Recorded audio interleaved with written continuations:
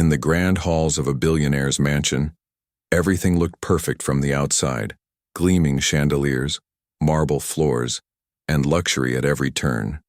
Yet behind those golden doors hid a secret no one dared to speak about. One by one, maids were hired, and one by one they all left, some in tears, others in silence, all broken by the same cruel force. The billionaire's wife had a reputation that echoed like a dark warning. No maid could ever last under her roof. But then, one day, a new maid arrived. She wasn't just any maid. She was a young black woman, desperate for work, but carrying with her an inner strength forged by hardship. People whispered, "She won't last a week." Even the staff placed bets on how quickly she'd leave. But what happened next would shock them all.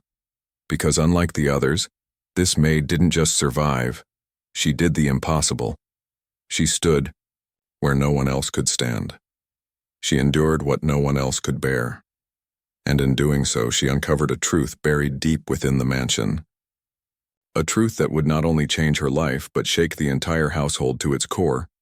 Stay with me, because this isn't just a story about wealth and power. It's a story about courage, resilience, and the unshakable strength of a woman who refused to break. And by the end, you'll understand why sometimes the most ordinary people perform the most extraordinary acts. The mansion was a world of its own, an island of wealth that towered above the ordinary lives outside its gates. The billionaire, known for his business empire and charitable donations, was admired everywhere he went. But his wife? She was the shadow behind the glittering image, a woman of beauty, elegance, and privilege, but also of bitterness, control, and cruelty. Her name was whispered with fear by the staff, each of them knowing the unspoken truth. Working under her wasn't a job, it was a punishment. Maids were dismissed without warning, often after being humiliated, berated, or driven to tears. Some said she enjoyed watching them fail, as if every broken soul gave her a twisted satisfaction. For years, no maid ever lasted more than a few weeks, and yet the mansion needed help. The size, the wealth, the constant events, it demanded hands to clean, to serve, to maintain the image of perfection. Agencies grew hesitant to send replacements, their lists shrinking, until eventually they turned to anyone willing to risk it. That's when she appeared. Amara, a young black woman who had already faced struggles far beyond her age. She carried the weight of her past like invisible chains, but also a fire in her heart that had not been extinguished. For her, this wasn't just another job. It was survival. She needed the income, not just for herself, but for her younger siblings, waiting back home, depending on her strength. When she first stepped through the towering gates, even the staff exchanged knowing looks. Another one, they thought, quietly shaking their heads. She won't last. But Amara's eyes told a different story. She didn't come to run away, she came to endure. And little did they know this time, the mansion's walls were about to witness something far different from the past. From the very first day, Amara felt the tension pressing in on her like a storm waiting to break. The mansion gleamed with polished marble floors, golden chandeliers, and sprawling hallways, but beneath the beauty was an invisible darkness. It wasn't the dust or the endless rooms that made the job unbearable. It was the mistress of the house. The billionaire's wife watched Amara's every move with hawk-like eyes. If a silver fork was placed a fraction out of line, her sharp voice would echo through the halls, belittling her in front of the staff. If the glass windows weren't spotless to perfection, Amara would hear a cruel laugh followed by whispered insults about her background. The wife would say things that cut deeper than any chore ever could, remarks about her race, her upbringing, her worth. Most maids broke down after just a few encounters like these. They cried, begged to leave, or simply disappeared in the night, their dignity shattered. But Amara? She stood silent.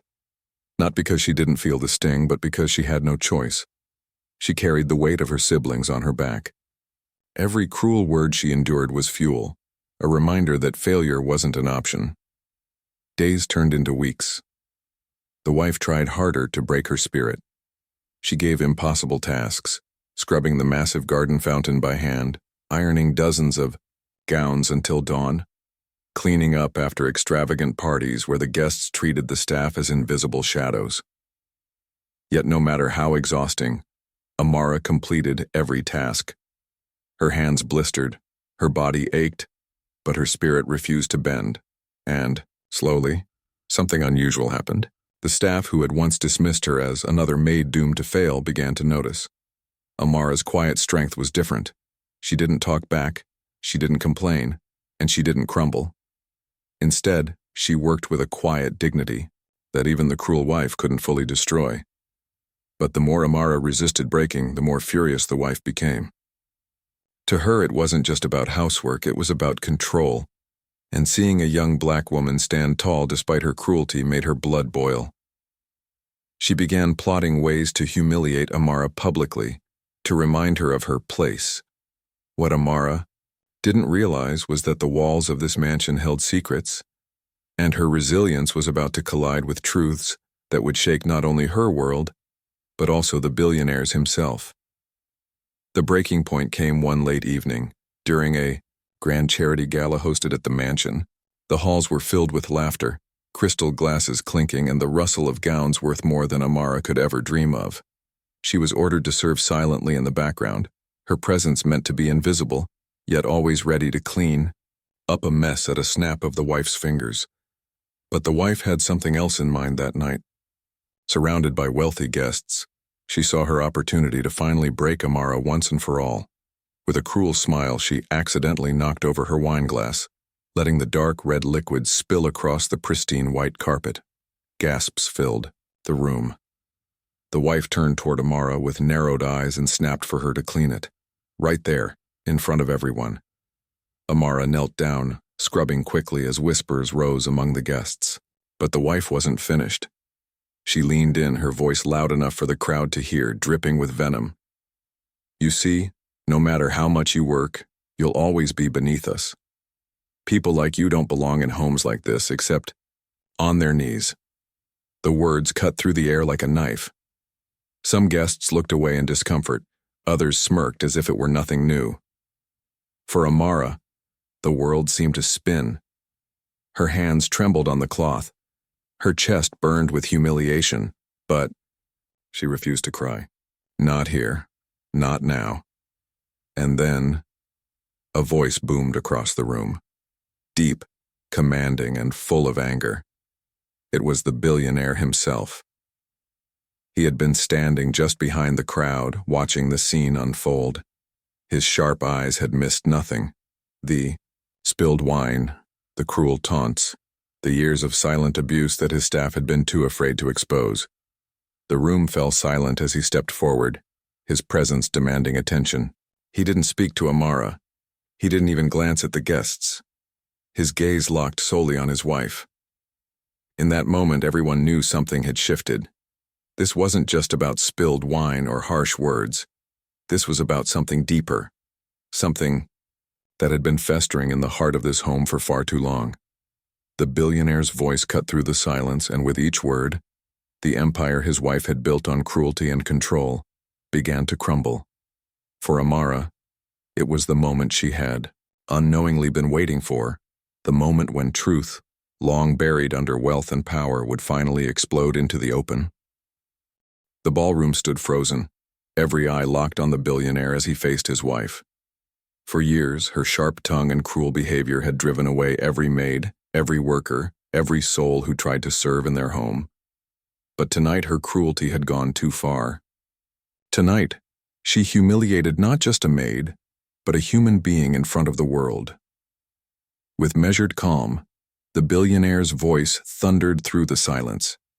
He spoke not of spilled wine, not of appearances, but of dignity. He reminded everyone in that room that wealth, status, and reputation mean nothing if they are built on the suffering of others.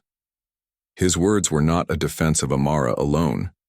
They were a public rebuke of every silent onlooker who had normalized cruelty, every whispered laugh that had excused injustice. His wife's face drained of color. The mask of elegance she had worn so well cracked under the weight of her husband's truth. Guests shifted uncomfortably, realizing they too were complicit. By watching, by saying nothing, by letting her cruelty pass unchecked. Then, in a move that shocked everyone, the billionaire walked past his wife and bent down, not to Amara's knees but to her level. He gently took the rag from her trembling hands and helped wipe the wine-stained floor. Gasps echoed across the hall. In that single gesture, he dismantled the invisible hierarchy his wife had clung to, proving that respect has nothing to do with race, wealth, or social class. But this was only the beginning. The billionaire didn't stop there. The very next day, he announced sweeping changes. Every maid, every cleaner, every worker in his household would be treated with fairness and dignity. Fair wages, safe conditions, respect, not scorn. His wife, stripped of her unchecked authority, was left with no choice but to confront the darkness of her own heart or be left behind by the empire she once controlled. For Amara, life would never be the same. She was no longer just a maid. She had become the living proof that even the most powerless can spark change in the most powerful of places. She stood taller, stronger, knowing that her courage to endure had exposed cruelty for what it was and forced truth into the light. And for those who witnessed it all, the lesson was undeniable. Racism and cruelty cannot hide behind silk curtains or golden chandeliers. They will always come to light, and when they do, they shatter the illusion of superiority. As the video fades, let us ask ourselves, how many times have we stayed silent when someone was humiliated? How often have we looked away because it was easier than standing up? Perhaps the true question isn't about the billionaire or his wife or even Amara. The real question is this: when the moment comes to stand against cruelty, will we be silent or will we act?